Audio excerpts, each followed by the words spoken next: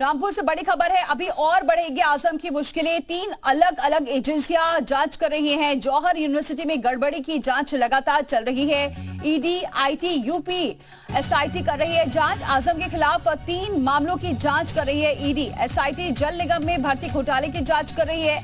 आजम खान की और मुश्किलें बढ़ सकती है, ऐसा सूत्र बता रहे हैं। आजम और करीबियों पर आईटी ने छापे मारे थे। छापेमारी में 800 करोड़ की हेराफेरी के सबूत भी मिले थे।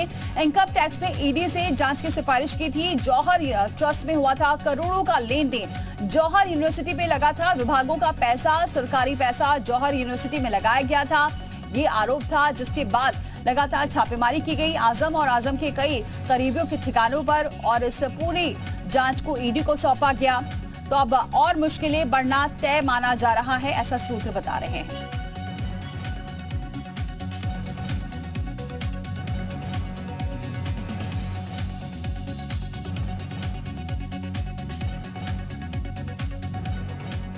भैया रामपुर से ही खबर है। रामपुर में सपा के वरिष्ठ नेता आजम खान और उनके परिवार की रात जेल में कटी है। एमपी एमएलए कोर्ट ने अब्दुल्ला आजम के 2 जन्म प्रमाण पत्र के मामले में आजम खान, अब्दुल्ला आजम, तंजीम फातिमा को दोषी माना और सभी को 7-7 साल की सजा सुनाई। कोर्ट के आदेश के बाद सभी को जेल लाया गया, जिसके बाद सभी की जेल में रात कटी है।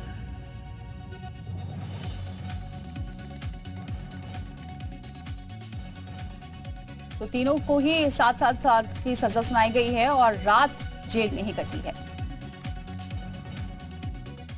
और चलिए आपको 2 तस्वीरें दिखाते हैं और इससे आप अंदाजा लगाइए कहां फॉर्जरी हुई थी। दरअसल 2 प्रमाण पत्र की तस्वीरें आपको दिखाते हैं जिसकी वजह से सजा मिली है। आपको बताएं कि आजम एंड फैमिली को जो 7 साल की सजा मिली है वो इसी बर्थ सर्टिफिकेट की वजह से मिली है। पहली विंडो में जो आप देख रहे हैं सर्टिफिकेट, वो अब्दुल्ला आजम खान शैक्षिक प्रमाण पत्र है, जिसमें उनकी जन्म की तारीख 1 जनवरी 1993 लिखवाई गई है, जबकि उनके बर्थ सर्टिफिकेट में उनके जन्म की तारीख 30 सितंबर 1990 है।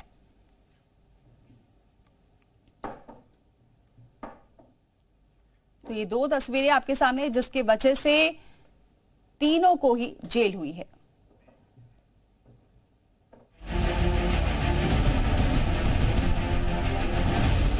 कभी उत्तर प्रदेश की सत्ता को अपने इशारों पर चलाने वाले समाजवादी पार्टी के वरिष्ठ नेता आजम खान की सियासत का सूरज अब अस्त हो चुका है। आजम खान एंड फैमिली के सितारे गर्दिश में हैं। खान परिवार की मुश्किलें लगातार बढ़ती जा रही हैं। सपा नेता आजम खान, उनकी पत्नी तंजीम फातिमा और छोटे बेटे अब्दुल्ला आजम को रामपुर की एमपी एमएलए कोर्ट से बड़ा झटका लगा है। कोर्ट ने फर्जीवाड़े के एक मामले में आजम परिवार को 7 साल की सजा सुनाई। देखिए, इस पूरे मुकदमे में अगर देखा जाए 5 साल ये लगे, और 5 साल के बाद जैसा हमने न्यायपालिका के हर फैसले में हमने यही कहा कि हमेशा वहाँ का जो फैसला वो सत्य की जीत होती है। आज रामपुर जो एमपी एमएलए कोर्ट का जो फैसला है उसमें सत्य की जीत हुई है। दरअसल साल 2019 में बीजेपी विधायक आकाश सक्सेना ने अब्दुल्ला आजम के 2 जन्म प्रमाण पत्र को लेकर केस दर्ज करवाया था।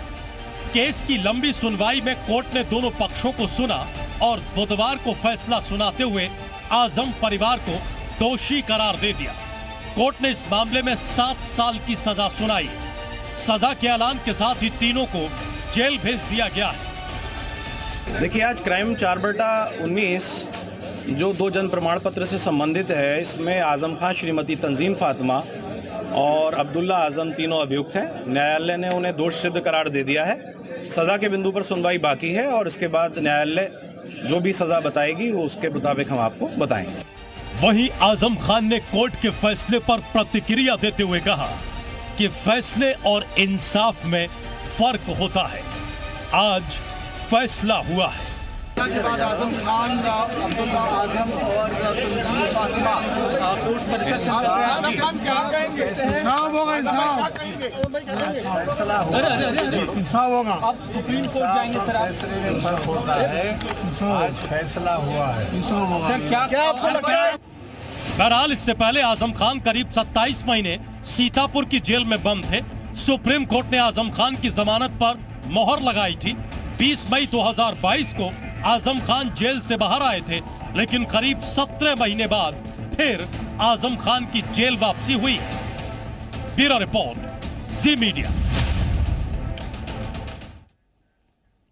तो ये देखिए लगातार मुश्किलें बढ़ती जा रही हैं। रात जो कटी है आजम खान, उनके बेटे अब्दुल्ला आजम और तंजीम फातिमा की कल रात कटी है जेल में ही। अब आगे का कदम क्या रहने वाला है ये भी देखने वाली बात होगी। विशाल हमारे साथ जुड़ चुके हैं, सैयद आमिर भी हमारे साथ जुड़ चुके हैं। सबसे पहले रामपुर का ही रुख करते हैं सैयद आमिर का। सैयद आमिर, क्या अपडेट है आज, क्योंकि रात तो पूरी कटी है अब जेल में पूरी आजम एंड फैमिली की, अब अगला कदम क्या हो सकता है?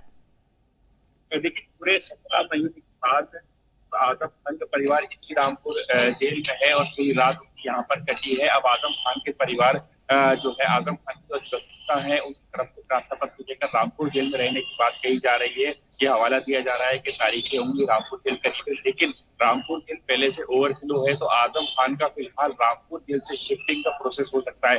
रामपुर जेल से आजम खान कहाँ जाएंगे, सीतापुर जाएंगे या फिर लखनऊ के आसपास कहीं पर जाएंगे, अभी फिलहाल ये तय नहीं हुआ है।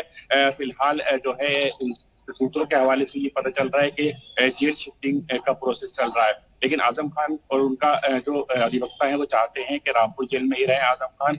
और दूसरी चीज ये है कि अगला जो स्टेप है वो अब आजम खान इस सजा को चैलेंज करेंगे। आज आजम खान के जो अधिवक्ता है वो कोर्ट से वेरीफाइड सर्टिफिकेट लेंगे आदेश, उसके बाद जो है वो इस फैसले को चैलेंज करेंगे। कल जब आजम खान से हमारी बात तब आजम खान ने ये बात कही थी कि इस फैसले को आगे वो चैलेंज करेंगे। तो ये जो है, यानी सैयद आमिर रामपुर की जेल में ही रहना चाहते हैं, यानी अपनी गृह जनपद में ही रहना चाहते हैं आजम खान, इसकी अपील लगातार वो कर रहे हैं। बने रहिए हमारे साथ विशाल। लगातार जो आजम खान की मुश्किलें वो बढ़ रही हैं, अब जेल भी जा चुके हैं, ईडी की लगातार कार्रवाई चल रही है, करीबी भी रडार पर हैं, कह सकते हैं आगे आने वाले दिनों और ज्यादा कठिन रहने वाले आजम खान के।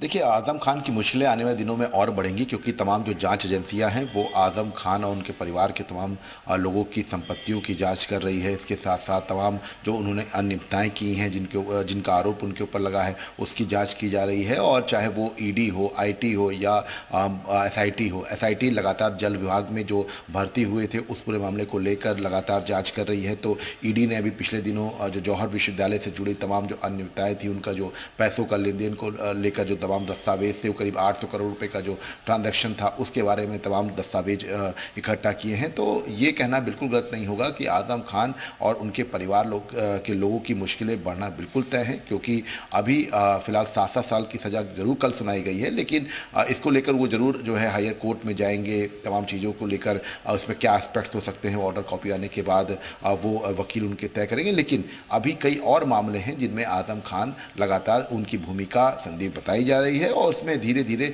शिकंजा भी कसता जा रहा है। ईडी ने भी पिछले दिनों जो जानकारी हासिल की थी जौहर विश्वविद्यालय से जो जुड़ी, जौहर ट्रस्ट से जो जुड़ी तमाम जो दस्तावेज उन्होंने इकट्ठे किए थे, उसके आधार पर भी आजम खान की सीधे संलिप्तता दिखाई पड़ रही है। तो इसी वजह से ये कह सकते हैं कि आजम खान की मुश्किलें बढ़ना बिल्कुल तय है। जल विभाग में जो भर्ती हुई थी सपा सरकार में, उसको लेकर भी एसआईटी ने अपनी जांच तेज कर दी है। तमाम जो संबंधित अधिकारी थे, जो आजम खान के काफ़ी करीबी अधिकारी थे, उनसे पूछताछ के लिए उनको तलब भी किया था। तो ये कहना बिल्कुल गलत नहीं होगा कि आजम खान के मुश्किलों का दौर अभी आगे भी जारी रहेगा और लगातार उनसे जो तमाम मामलों में पूछताछ जांच एजेंसियां करती रहेंगी और हो सकता है कि इस पूरे मामले में जब ठोस एविडेंस जांच एजेंसियों को मिले तो उसके बाद कार्रवाइयों का दौर भी शुरू हो। बहुत शुक्रिया विशाल, बहुत शुक्रिया सैयद आमिर हमारे साथ जुड़ने के लिए, खबर की जानकारी पूरी पहुंचाने के लिए।